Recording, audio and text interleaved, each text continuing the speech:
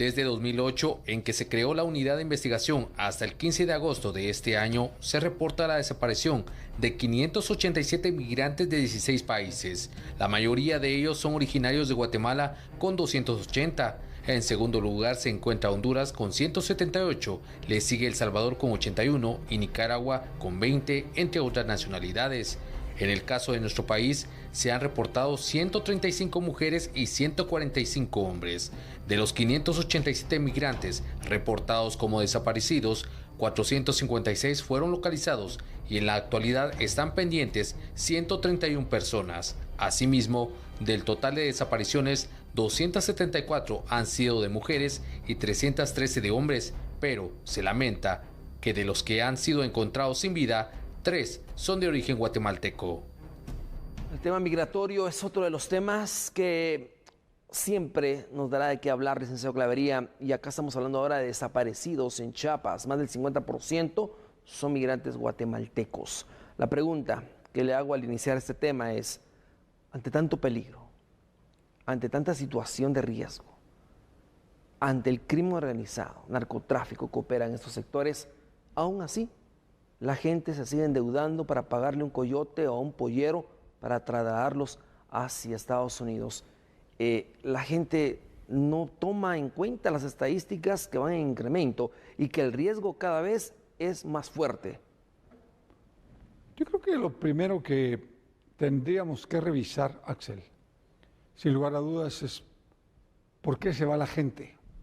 Y cuando usted revisa por qué efectivamente se va la gente, en un 90% le puedo asegurar, es por hambre, por falta de trabajo, por no tener oportunidades, por hambre, por no poderle dar las condiciones mínimas a su familia, a sus hijos, etc. Y entonces la gente se la juega, dice, bueno, de todos modos no voy a tener opción a nada, prefiero jugármela, si logro pasar voy a ganar plata y se la mando a mi familia, pues si en el camino me quedo, me quedaré. Y efectivamente, muchísima gente muere no solo en manos del crimen organizado en México, que ese es el grave problema que enfrentan los migrantes, sino también el paso por los desiertos allá, ya sea porque los abandonan los polleros o coyotes, como se les denomina, y los fríos son intensos en la noche y las temperaturas son muy calientes en el día, es decir, usted puede morirse deshidratado, de día no se puede mover. Por lo tanto, es muy complicado. Y yo sí creo que una de las salidas es invirtiendo en Guatemala para crear fuentes de trabajo y que la gente no emigre. Siempre va a haber gente que emigra, porque los jóvenes especialmente lo ven como una aspiración para su futuro. Irse a vivir a Estados Unidos porque pueden comprar un pick-up, porque pueden comprar un carro, porque pueden tener aquí, pueden tener allá.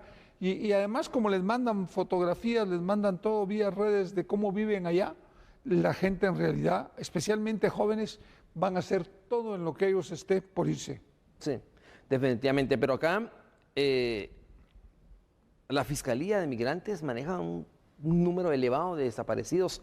No sabemos si realmente están en manos del crimen organizado, si fallecieron, como usted dice, y no logramos tener identificación de las personas, pero el 50% alarma que sean guatemaltecos. Pero yo creo que hay que... Mire, no solo se trata de tener la información estadística, porque las estadísticas entran por denuncias de los familiares que no se han comunicado con ellos, por ejemplo. Que han perdido contacto total. Se ha perdido contacto. Pero en muchos casos también dejan de tener contacto con la familia y sucede muchísimo. Es más, ha habido casos en que se han encontrado jóvenes, mujeres y hombres que no tenían ya ningún contacto con la familia y que han sido deportados. Por lo tanto, esas estadísticas no son del 100% confiables. No quiere decir que no sirvan, que no sean una base para iniciar todo un proceso de investigación y determinar exactamente qué es lo que sucede con los migrantes y cuántos de ellos pueden perder la vida o cuántos de ellos la han perdido. Creo que eso es muy importante.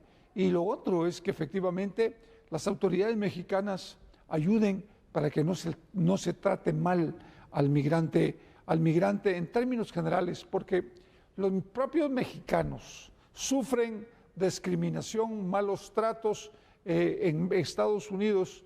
Imagínense los hondureños, los salvadoreños, los nicaragüenses, los guatemaltecos que tienen que pasar por México y tienen que soportar también malos tratos cuando sus propios paisanos en México les pasa exactamente lo mismo en Estados Unidos. Yo creo que todo eso hay que tomarlo muy en cuenta y entender que la migración es un fenómeno que se ha dado en la historia del mundo siempre. ¿Y se seguirá dando? Sí, y se va a seguir dando. Veamos detalles estadísticos también puntuales para poder ir ya pues también entendiendo un poco mejor este tema. Desde el año 2008 hasta el 15 de agosto del 2022 se han denunciado, reportado como desaparecidos unas 587 personas migrantes de 16 países en Chiapas, México. 280, un 50%, son guatemaltecos, 178 hondureños, 81 de El Salvador y 20 de Nicaragua. Ahora veamos el otro dato puntual. Veamos el desglose de estos casos. De los 587 migrantes reportados como desaparecidos, 456 fueron localizadas y 131 casos aún están pendientes de resolución.